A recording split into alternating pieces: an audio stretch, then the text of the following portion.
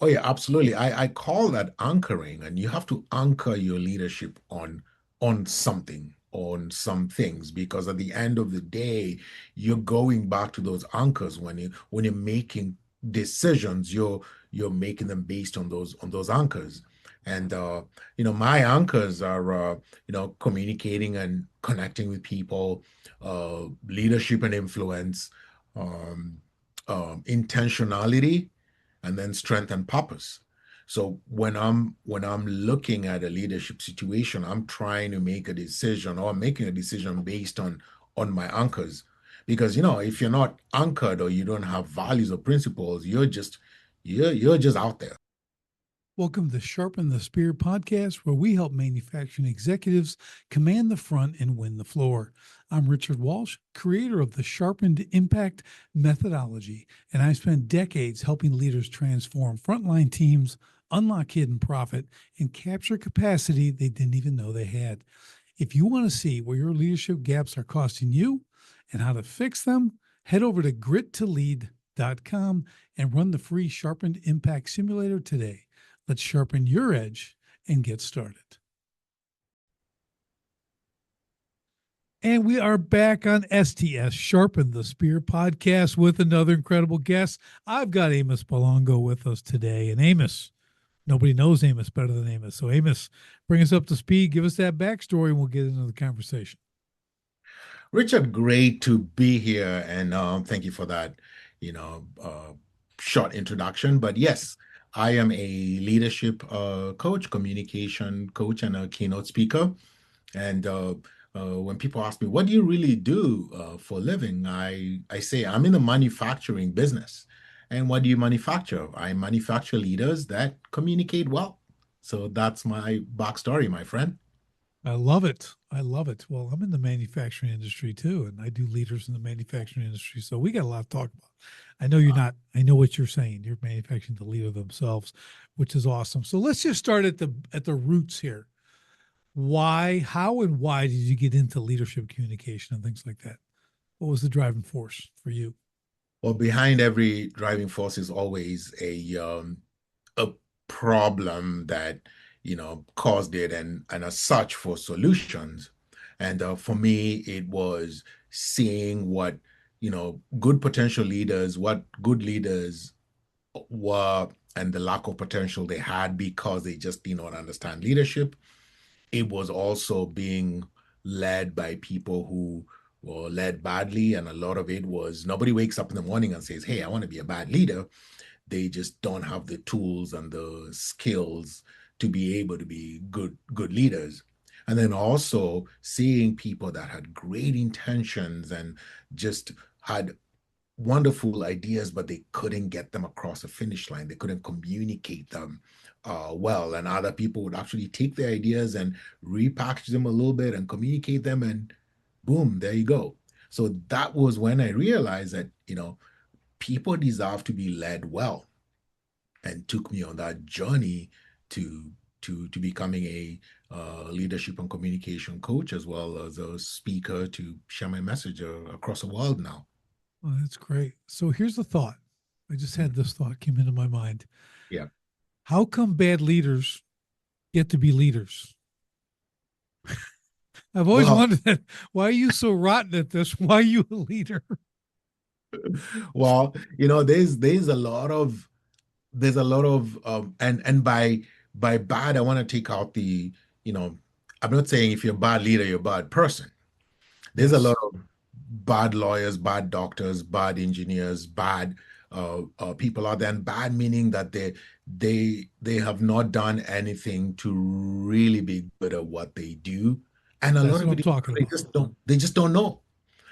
99% of the people just don't know that you can be good if you work at it. And here are the tools, here are the skills that you need to be able to be a great leader. Yeah, I think that's the thing. I see this a lot. A lot of times you'll get someone who's really good at what they do, job Yeah. wise, and they Hmm. promote them into leadership because they're Yes. good at what they do, and they Yes. expect them to lead. I had this conversation earlier this morning, Amos, and it was, well, but that's not a a leader's job isn't to teach them how to do the job. That's not actually the position, right? They're not the technical guy. They're running a production or whatever it is. They've got a lot of different tasks. They're managing people and things like that. So it's kind of interesting that people assume because you do a job well, you're proficient at something, you have a competency that you also can lead. And Right. I think it's so far from the truth. And you're right, because I see this as, I call this the Achilles heel in a lot of companies, and especially this person can sell really well. I see that a lot in Yeah. the sales space where they can sell, their numbers are at the top. So let's promote them to be in charge of the company, and not realizing that they're good at one function. Leadership is it's you have to have a different set of eyes to lead. So yes, and a lot of people end up being pushed into leadership roles and put into situations where they're very uncomfortable because that's not where the pigeonhole, if I will, Right. is. Yeah, it's interesting when you think about it. So it's a leader choosing a someone who's proficient and competent in their actual space, their job, to become a leader. Mhm. So if you think about it, like, does the leader actually understand leadership? Because they probably don't, because they just promoted this guy who's just really Yeah. good at this job and they put him in a leadership position, and you have to wonder, right? So this is my point. Like, leadership to me is broken from the top down. Yes. Yes. Do you see And that? yeah, when you meet a leader, one of the questions that you have to ask is, how did you get there? Because how they got there determines how they will lead. I'm working with a gentleman who's in the tech space, and he has been elevated to be the director of a unit, and he's got all these tech folks reporting into him, and he absolutely hates it. And he was happy coding and doing his thing, and he was doing really well at it. And they just like, well, you can be the director of the division. And now he's just like, I gotta lead all these people. I've got to inspire them. I have to bring them along. I have to motivate them. And this is not what I signed up for. So you're So right. let me ask you though, is he engaging you because he wants to actually become a good leader? Or is he kind of forced because I'm like in this position, don't really want to be here, so I guess I should learn something? Where's kind of his mindset right now with that? Well, it's almost like he's working with me primarily because he's like, I've been handed this hot potato and I don't know what to do with it. So I Right. might as well get the help that I need, which is a good thing. However, I look at leadership as it's not something you do when you're in a crisis. Right. Something because by the time you're in a crisis, you're just, Yeah. the Titanic is it's sinking, my friend. Yep. It's something you have to do every day. It's like breathing, it's like eating. You have to do it every day. It has to become organic with you. And it reminds me of these folks that come into, these workshops and seminars, and some of them come to my workshops and they leave going, I've got all this stuff. I'm a leader. Well, it doesn't work like that. Yeah. You ha- if you have to be doing it every day, and it has to become a part of you, and I call it a part of your DNA. That's what leadership is all about. Yeah, it's an attained skill, Yeah, like anything else. Okay, there's constant. I've led well and I've led really poorly. yeah, It depends on situations, right? Because I'm not skilled in every situation yet. But the principles, what I've learned over time is really being a principled leader, yes. because your principles will direct you regardless of the situation, right? Do you find that too? Like, it's really kind of, it's a belief, a core belief, right? A set of principles, which are an operating principle kind of system, if you will, and then it's the personal application. Oh yeah, absolutely. I call that anchoring, and you have to anchor your leadership on something, on some things, because at the end of the day, you're going back to those anchors when you're making decisions, you're making them based on those anchors. And my anchors are communicating and connecting with people, leadership and influence, um, intentionality, and then strength and purpose. So when I'm looking at a leadership situation, I'm trying to make a decision or making a decision based on my anchors. Because if you're not anchored or you don't have values or principles, you're just out there Well, with yeah, nothing yeah, to. you'll be easily influenced is what Yes, happens, right? So that's when you see favoritism, you see right. politics, okay, you Yes, see all those things that everybody despises in a leader, okay, right. because they're not principled, they're not Yeah. anchored, like you say. You really have to have that, and you have to stand on it, and it Hmm. has to direct what you do, and if it needs to be the fallback, right? You fall back on those principles, and we address leadership in that standpoint. Absolutely. And everything has a framework. And I also call it a framework. What is your framework? Because you're working within that framework. There is nothing that I know of that doesn't work with a framework. What's a framework upon which we are going to engage with this? You Right. know, and so yeah, that's a really good point you bring up about the principles. And I ask leaders every day, what are your anchors or what is your leadership framework? What do you what do you see on the initial response to that when you ask that question the first time? Because I think what I've seen is a lot of people, you kind of get deer in the headlights because Yes. they've never thought of it.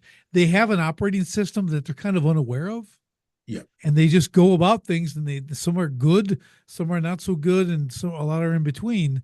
But like, what's your general response when you ask them that question? What are your anchors or what are your principles?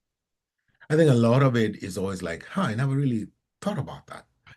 because, yeah, wow, this is thought provoking. This is my mind's been blown. Or wait a minute, some folks would go back to the management space of let me look at the policies and procedures, but that's not what I'm talking about. I'm talking about Right. your framework on how you make your decisions. So yes, and the leaders that have invested in their leadership, um, they will discuss the frameworks or the pillars or the anchors and even be able to give you examples of how they make their decisions using those frameworks. So it's a mixed bag, but those who don't invest in themselves, they are deer in the headlights. You know what's interesting? I was just working on something myself. You're talking about pillars. I think a lot of owners of businesses, so they're your top leader, if you will. I think they need to create things like these pillars. Like I was working on a sales position. I actually Yeah, have 10 pillars. yeah, Okay, like and these are, it's kind of an operational system, but really right. this is how we react to this stuff. This is who we are. This is what we Yeah. represent, right? And you Hmm. have to kind of drill that home. You have to immerse them in that to be part of Right, your own culture, to right. lead, to maintain a culture.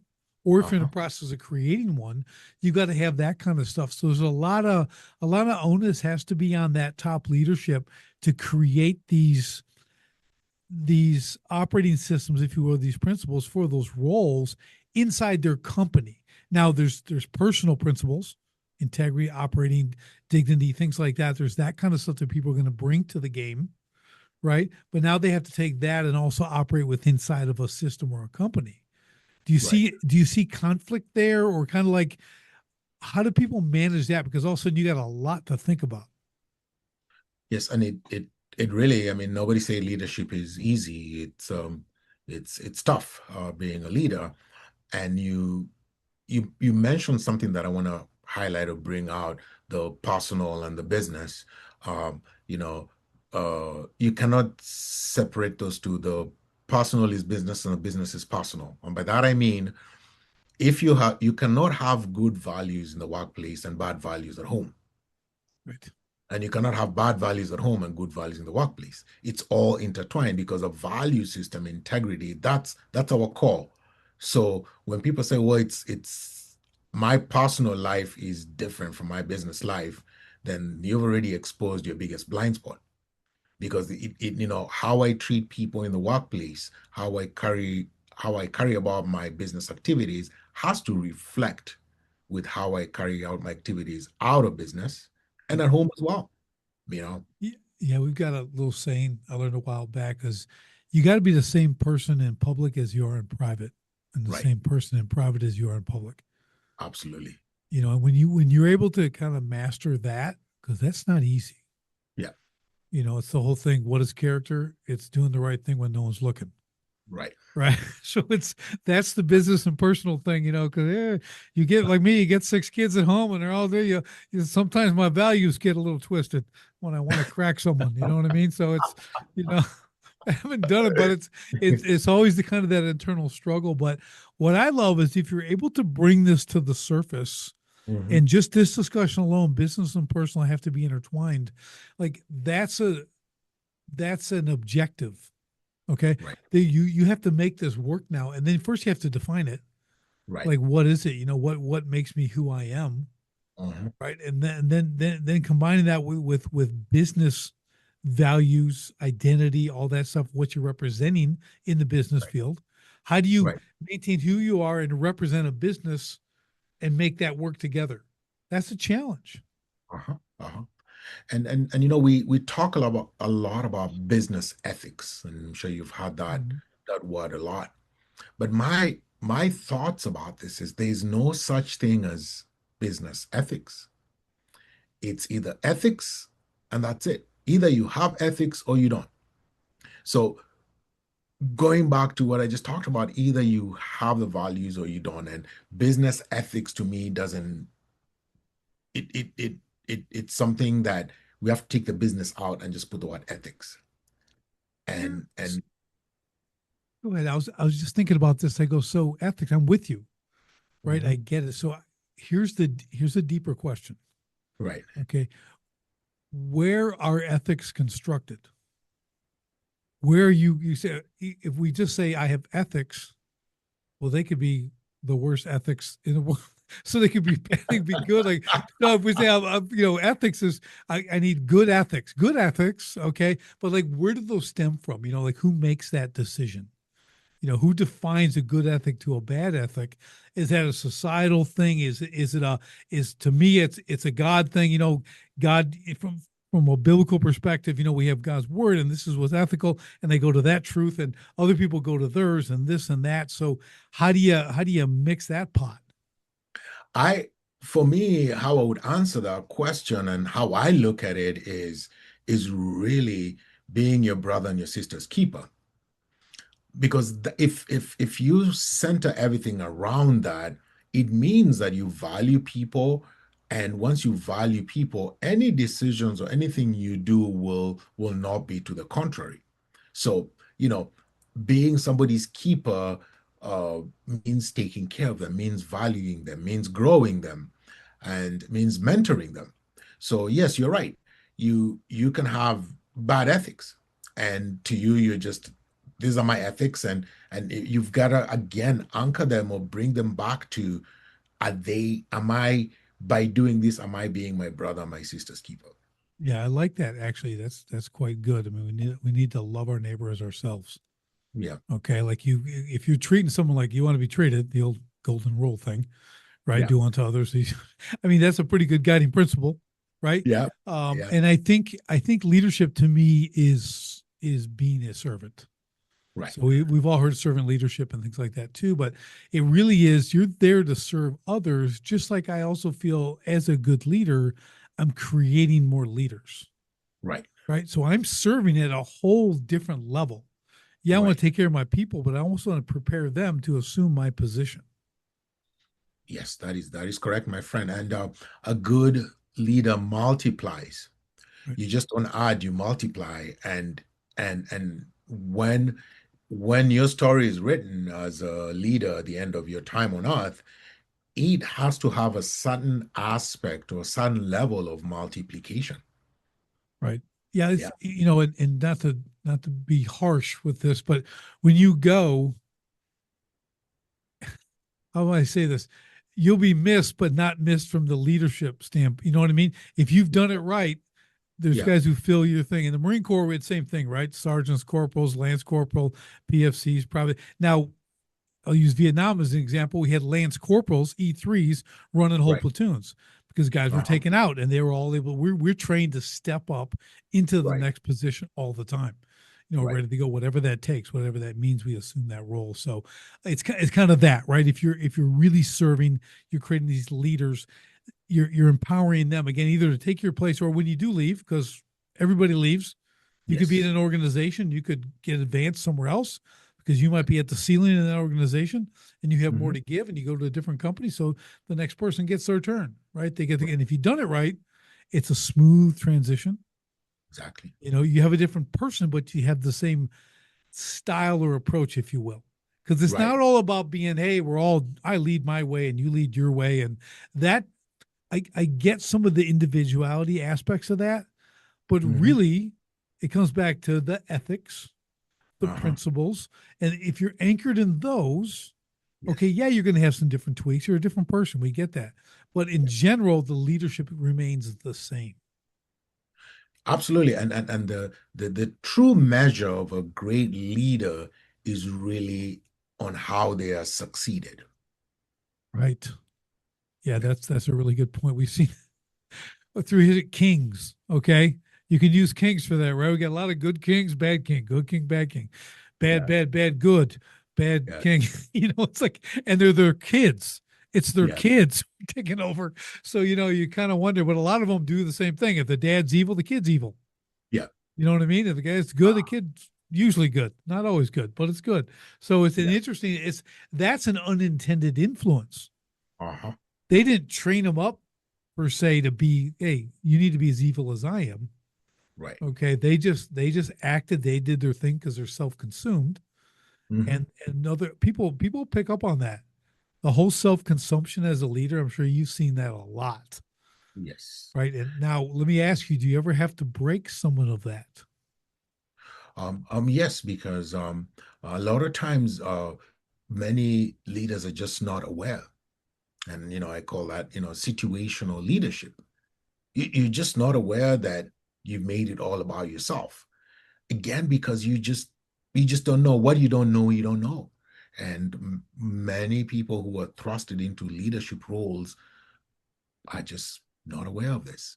So yes, I've had to, in many situations, you know, have conversations with leaders about how everything is about themselves and they have to make it about others. And a lot of times, a light bulb, like, oh my goodness, I didn't realize this is what I was doing.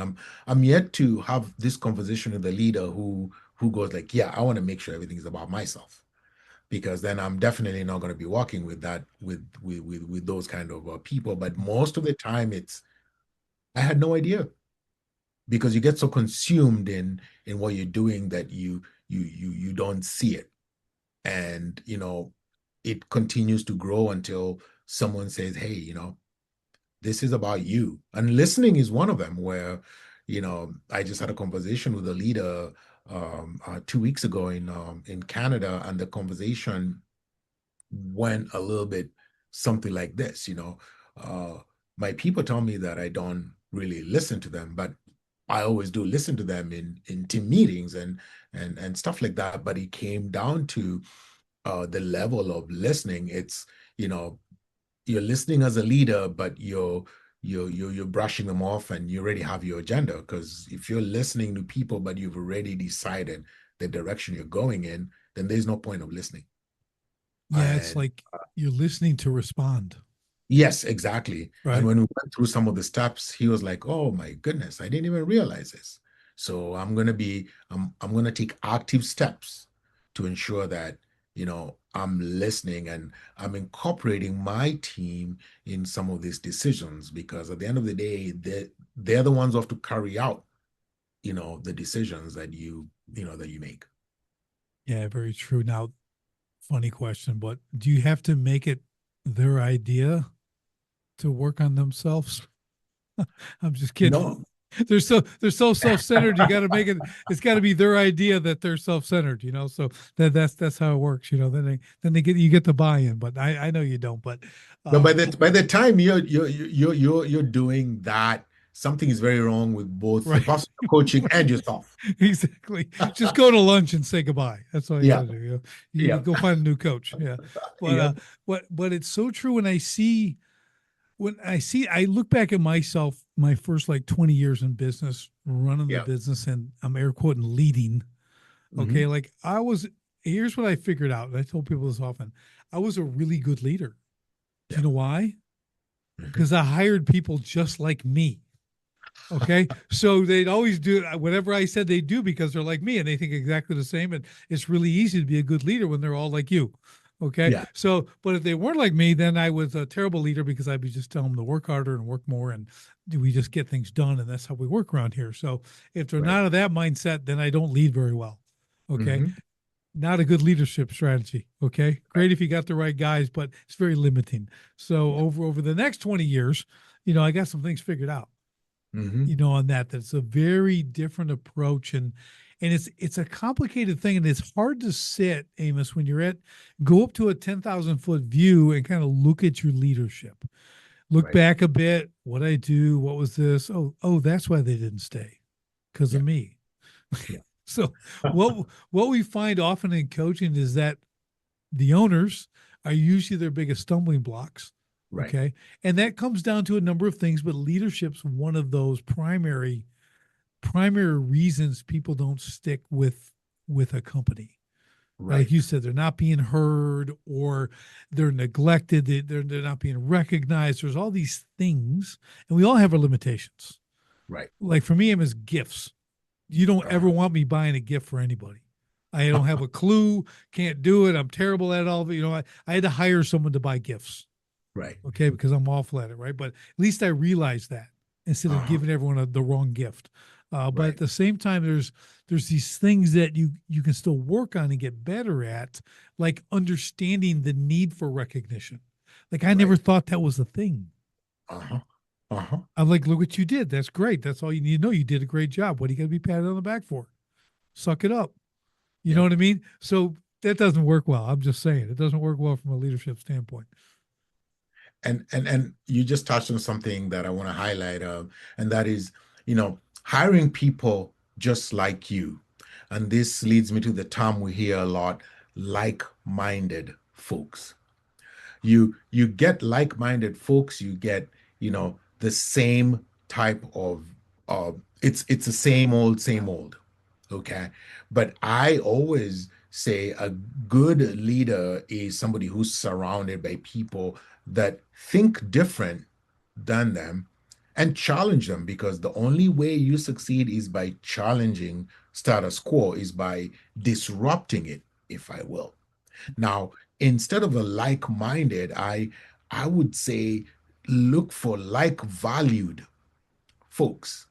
They can be different in the way they think, but at the end of the day, we have the same values, because that will allow for an environment of growth and disruption and challenging, but that is conducive to move your organization forward. Yeah, that's an excellent point. The core values of a company, Yep. having that, you got to get that alignment. I'm with you. I want different points of view. I want Right. to bring, I love big whiteboards. Hmm. Let's put stuff onto, let's move it around. Let's pro and con this. Let's go. Let's figure out what's what. Let's get the different points of view, because you're right. You will stagnate very quickly. Your business will level off. If you do that, you end up losing because you kind of don't ever get to stay, level. Right. But you'll start losing market share, you'll start losing customers, you'll start losing people on your team. Okay, Right. because regardless of what people think, I think, Amos, everyone wants to grow. Yes. They want to be better. They want to be better people. They want to be better at their job, right? They want to know what success looks like every day. Like if Mhm. you're not telling them that, you're not Mhm. showing them how to win on the daily, that's poor leadership, right? Right. Because who wants to lose every day? I'm I've not never putting met my hand anybody up. who wakes up in the morning and goes, "Hey, I want to be the biggest loser today. I That's want to right. be worse That's today right. than I was yesterday." So, That's so you're right. right. You're right. Nobody wants to lose. Everybody wants to be better every day, and that's why we as leaders have to remember that we've got a very, it's a big responsibility to lead people well. It is. And I think, I just don't think enough people think of it that way. Uh-huh. Like, and here's what I see a lot. I work a lot with blue collar guys, again, manufacturing, things like that. It's this kind of rough and tough business. You're a craftsman, you're making something. There's just a different grit about it, Yeah. but it doesn't alleviate you of the responsibility as the leader of that, Yeah. to still treat people in all these ways we're talking about. But you see, it's really lacking in those trades. Okay, I see it all the time. It's rough. I mean, you Yeah. get guys like I mean, it's just wow. Guys are Uh-huh. quitting under break. Okay. I mean, it's like I'm working with this guy. I mean, I've just seen it so many times. You're like, you don't even know where to begin with people like that. Uh-huh. You Uh-huh. know, it really is like, man, God, like, man, no one wants to work. That's the first thing you hear from a leader. If you ever hear, I'm just putting this out there for everybody. When you hear a leader, owner of a company, say that nobody wants to work, Yeah. just get a mirror and hold it up to that guy. Yeah. Okay. Say, Absolutely. let me tell you why.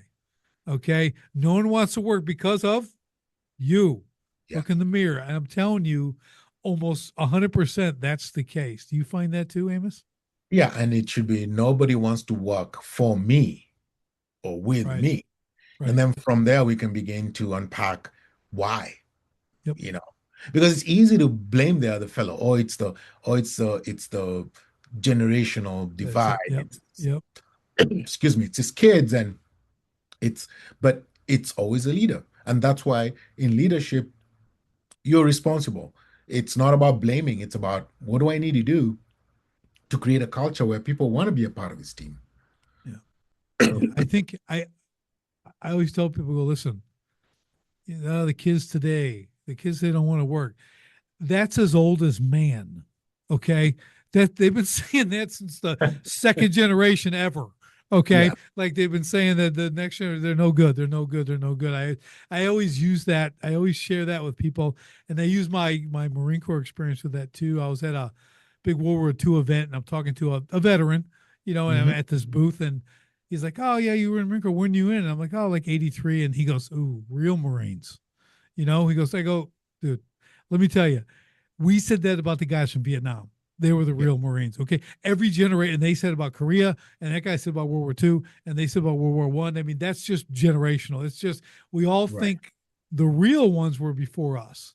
So you get kind of that back and forth, that where we're at today kind of thing. And again, as a leader, we have to understand what we're creating.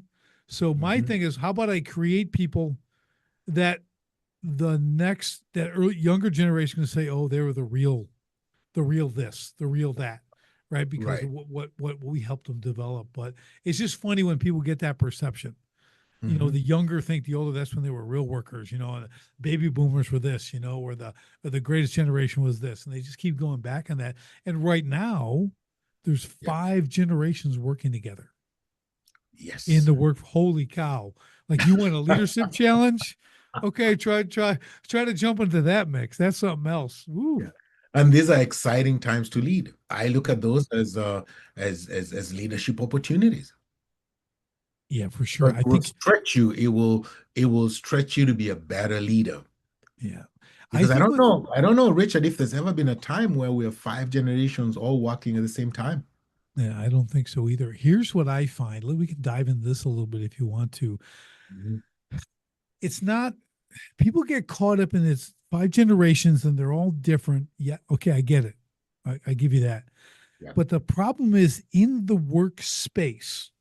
Okay, there are 5 generations working together in the same building or whatever it is, right? Doing similar things. I think where you have to begin, this is what I've discovered and what I'm kind of rolling out too, is you need the proper structure and Yeah. alignment in the space, not the people. You're not going to go and hold everyone's hand and find out, you know, they're all their story. Like, first of all, they have to operate in a functioning system, Right. right? That honors standard procedure, right? Hmm. All these things they have to understand that we go to that first. That's our workplace principles, if you will, our standards, Right. our objectives. Then you can start to get into the other multi-generational leadership. But if they don't have an accountability to a specific standard and operational procedure, Right. you're never gonna, it's herding cats. Hmm. Right? You're never gonna, it's not gonna matter how well you can lead them individually, like Right. outside this. They gotta all work in a system together and then Uh, see what kind of problems you get. But if you don't have that to begin with, this is why I think it's a real mess. mhm. I agree. I agree with you. And when you've got such a spread, you of folks from, different age groups, it's paramount that you have those frameworks that we've talked about. This is how we operate. But also at the same um, time, we have to remember that this connecting with these people is very different. It's not a one size fits all. Right. You know, the way you're going to connect with a baby boomer is very different than the way you're going to connect with the Gen Z. Right. And that's one thing that we have to remember. And just to kind of give an example, working with young people, I can, like, a young man asked me, "Hey, I want a recommendation. I'm getting ready to go to college and I need a recommendation." This is a young person that works with me. So I was like, "Yeah, just email me the details. Let me know about what it is you're trying to apply for, and give me the scoop so I can build off of it." And he didn't send it by email, he texted it. Right. So, and that's their language. And I was sitting there going, should I just have him send this to me by email, or can I just forward that PDF to my email and walk from there?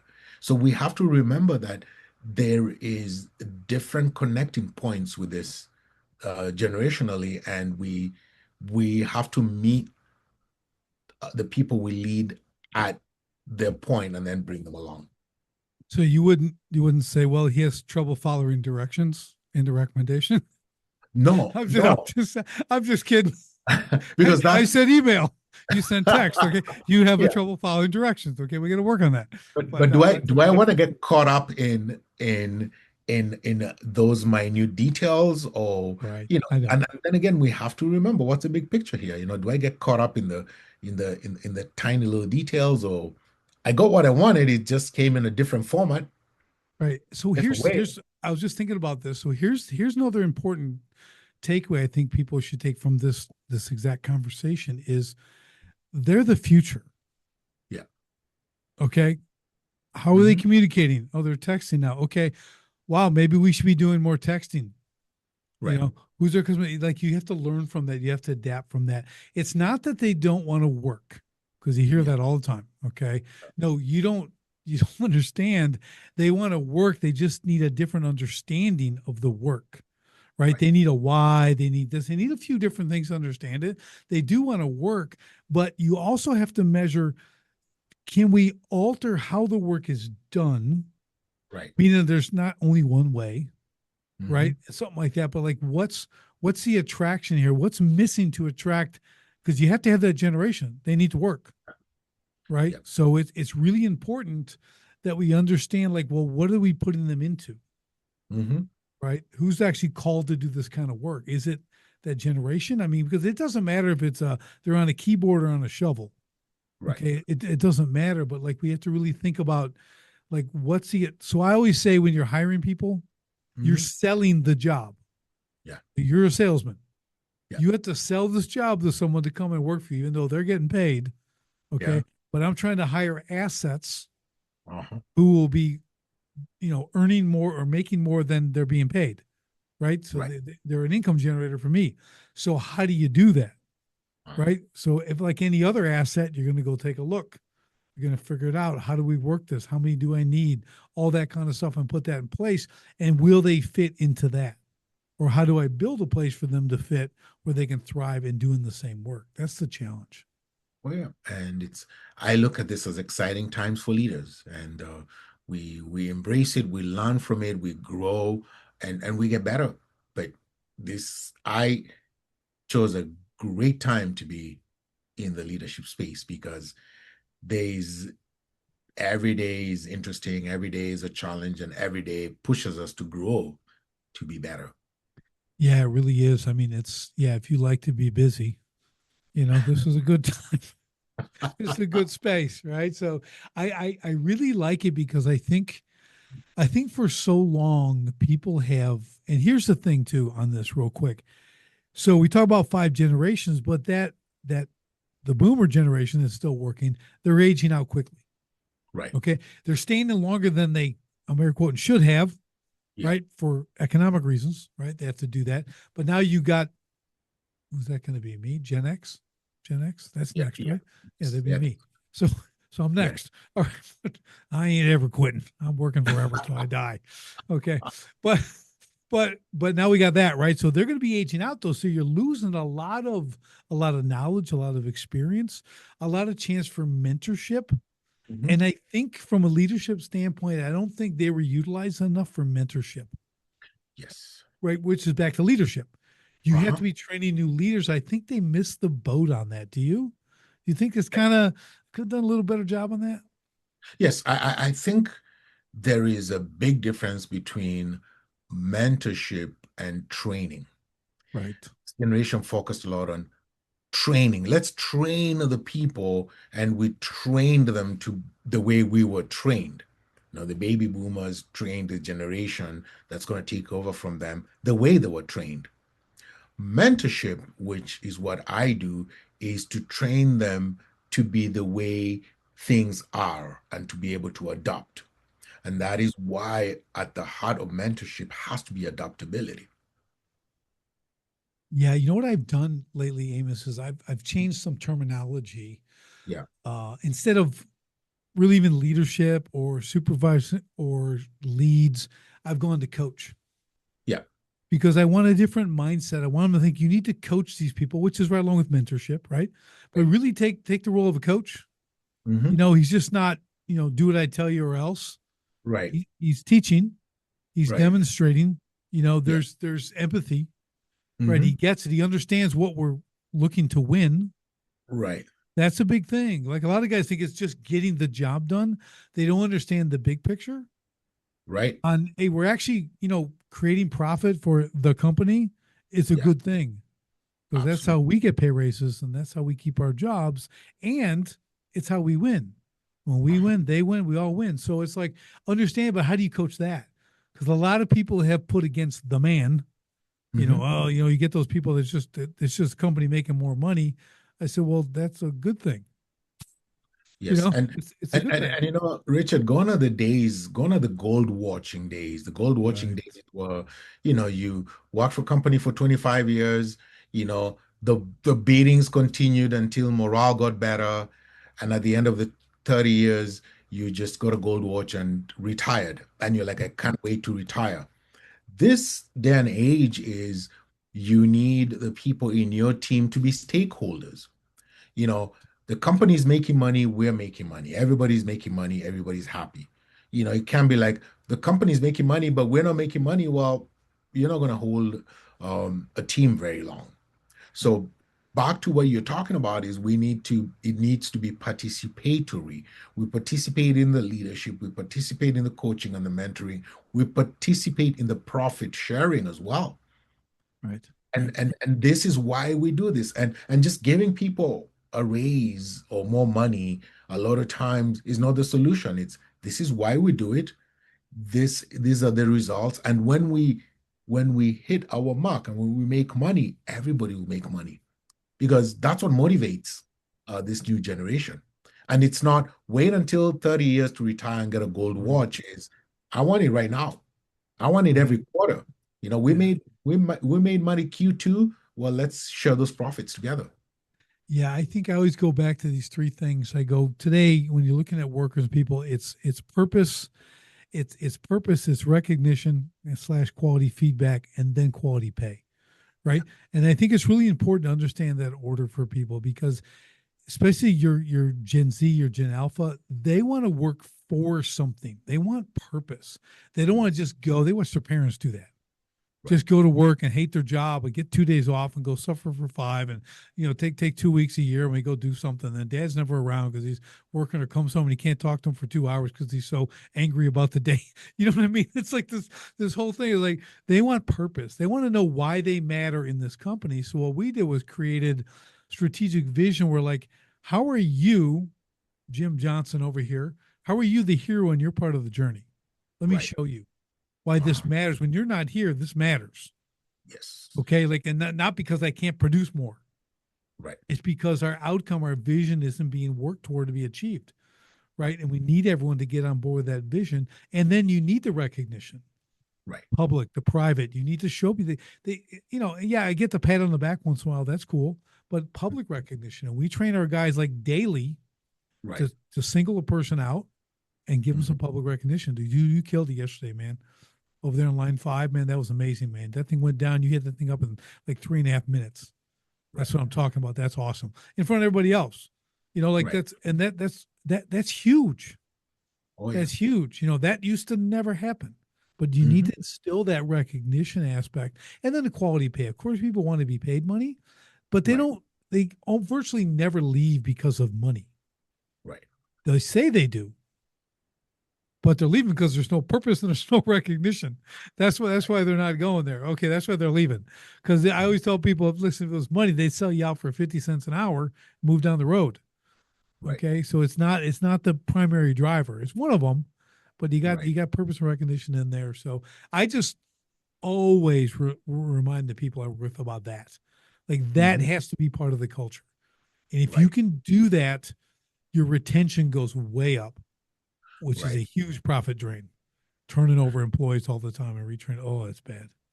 Yeah, and this you get this right during onboarding. And onboarding any new employee is a very critical point of their career because you want to get them to understand the why. Why do you do what you do? How how does this is your piece in the whole puzzle, and this is why it's important. This is why you're important. And it's very expensive to hire and rehire employees, and I think from a human resources perspective you got to get it right because all's well that begins well. That's right. So if you begin them well, and chances are their career and their time with the organization is going to be very fruitful on both sides, Yeah, I, so I agree 100%. I mean, I think that's another one of those weak spots, Amos, is onboarding. yeah. The actual offering of the position is Yes. all messed up. Yeah. I'm talking like on Indeed or something, right? You're looking at Right. this going, you're behind the 8 ball from the get go, Right. like before they even call. Like Right. you wonder why no one's responding. Uh-huh. Like just look how you worded this. Oh yeah. Look what you're saying. Look who you're inviting or Hmm. not inviting, Right. right? You really got to look at that kind of stuff. That's a whole nother show. Yeah. Okay, that's a show in itself. Okay, we spent a whole hour on onboarding. I'm serious. It's like it's great, but when you get it right, Yeah. when you get onboarding right, I mean, it's like you said, all's well that begins well. I really like that, and it's Yeah. so true because again, you have to sell that position. They have to Right. have buy-in on the vision. They have to Right. understand what they're coming to. I've had people come in for a position. And I end up putting them in a different position. I'm like, "Are you sure you want to do that? Here, take a look at this." And I show them another thing, and they go, "Ooh, yeah, Hmm. I love that. I didn't even know that was available." Well, it wasn't until you came in. Right. But I think you're going to be awesome. I'm going to put you over here. Okay, I Uh-huh. can get someone to fill this spot, but this spot, I don't have a person like you, and you can move them over there. It's you have to have that kind of flexibility too. I don't mean you just, if you don't have a position, you don't have a position, but you have to understand a person's bent. Yeah. What do they, how do they see themselves? Where do they Mhm. see themselves fitting in this company? It Right. may not be the actual job they're applying for. And Uh-huh. that's just a reality. So you got to think, okay, either I'm going to hire you here now, but you really should be over here. So as soon as there's an opening, I'm going to laterally move you and put you over here, just so you know. Oh, that'd be awesome. Uh-huh. Great. I can fill this position as they get ready to replace someone over here or whatever that is. So I know I'm getting in the weeds here, but it's just a really important takeaway Hmm. on this It, from a leadership standpoint. well, it really is how you build your team, how you recruit them, how you bring them on board, how you share your culture and all that is it's all in the beginning. It And is. And it's harder to fix it, you know, you know, a year later, 6 months later, 2 years later, harder to and fix. and a lot more expensive. Oh yeah, absolutely. So, I mean, I have people give me the replacement cost numbers, like how Yeah. much it costs to replace them. Some people, well, 17,000, 25,000. By the time I'm done training, 30,000. I go, and you have a 14% turnover rate. Yeah. That's a whole lot of money pouring out, Yes. So Yeah. but when you, it's like when you said write down your values or your principles, same Mhm. principle and that kind of stuff. Look at this stuff. Look what this is costing you because you haven't taken the time to create, well, all the things we just talked about. So, Right. so it's like it's a big responsibility as a top leader, right, to Uh-huh. put this stuff together, right? But there's a lot of aspects, and so to prevent overwhelm, Hmm. it's going to be the whole one bite at a time for the elephant, right? So I Right. think, where do you suggest, just kind of, we'll kind of put a bow on this whole thing. In your mind, every company's different, they're all individual, but like, where's kind of a general primary place to begin in a situation like that? As you're talking about this, I'm reminded of the dream team, the U.S. basketball Olympics Mm. team. That dream team that Yep. had all these amazing players. And interesting because I talk about that in my podcast, Journeys of Inspiration, where how do you build a dream team? You have to be thinking about, you know, I'm building a team here. I'm building a dream team. How will this dream team look like? Who are the people who are going to be in these roles? And are they the right people to be there? And I, as a leader of an organization, would strive to make sure that all the way to the HR generalist, they understand that concept. So it doesn't matter if it's the frontline employee or an executive, this is a dream team framework. And these are the values that we want each and every one of these people to have. Now, I believe wholeheartedly that if somebody has the right mindset and the right values, they can be mentored and coached into doing a job. But a lot of times we bring in people who are very highly qualified, but their values and their mindset and their attitudes, if I will, are just way off. And it's very, very hard to reconcile that. So I always advise people is look, have your dream team framework, and then make sure your team understands this is the kind of person we're looking for this role because this is how they fit into this dream team that's going to win us the championships. Yeah, very And true. each of these guys and girls are different and they bring in different attributes.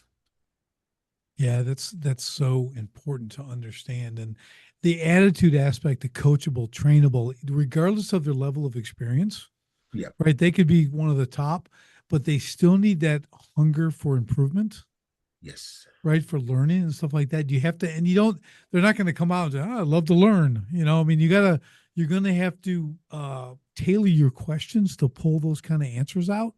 It's Right. kind of interesting, like I always tell people, when you're, running people through an interview, you have to have an outcome for every question.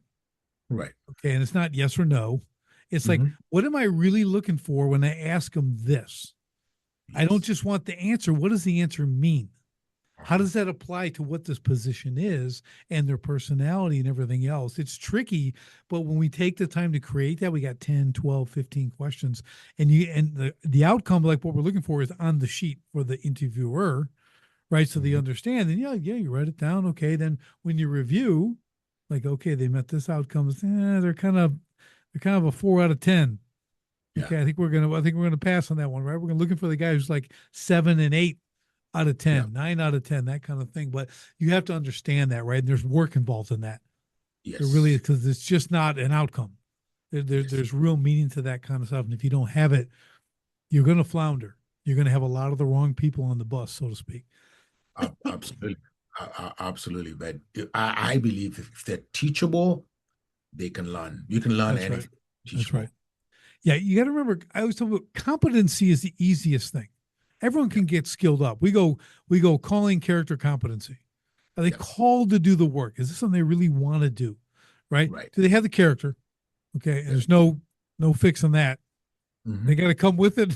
They got it or they don't got it, because that's above your pay grade. Now, if they're 8, I could do something, but when they're coming in their 20s or 30s, can't work on the character.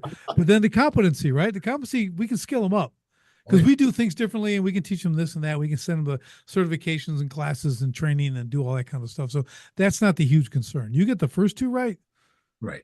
The third one's really easy. Oh, So, absolutely. yeah, awesome. Absolutely. Well, Yeah. Amos, this has been fantastic. What a great conversation on leadership. I like it. We went a number of different directions. I really enjoyed it. You got some great insight. How do people follow you, get in touch with you? They want to work with you. What does that look like? All right, Richard, the best way to get a hold of me is on my website, amosbolongo.com, and I believe it will be in your show notes. Additionally, follow my podcast, Journeys of Inspiration, where I take you on a journey on how you can be a good leader and how you can lead others, with a focus of the the value is not in the destination. It's always in the journey That's it. and what we learn along the way. I love it. I love a great podcast. So if you guys check it out, you love it, listen to it. Uh, us as podcast hosts, we appreciate that. We always love our listeners. Okay, we try to bring high value guests on and bring quality content like we did today with Amos. So I'm sure Amos is doing the exact same thing on his podcast. So I highly recommend that. And with all that being said, Amos, thank you for being on the show today. It has been fantastic. And for everybody else, we'll see you on the next STS podcast. Thanks for joining me on the Sharpen the Spear podcast. If you're a manufacturing executive and you're serious about unlocking hidden profit, improving frontline leadership, and taking control of your floor, go to grit2lead.com right now. Run the free Sharpened Impact Simulator and discover your biggest opportunities are hiding. Don't leave millions on the table. Sharpen your spear, lead from the front, and win the floor. Until next time, stay sharp.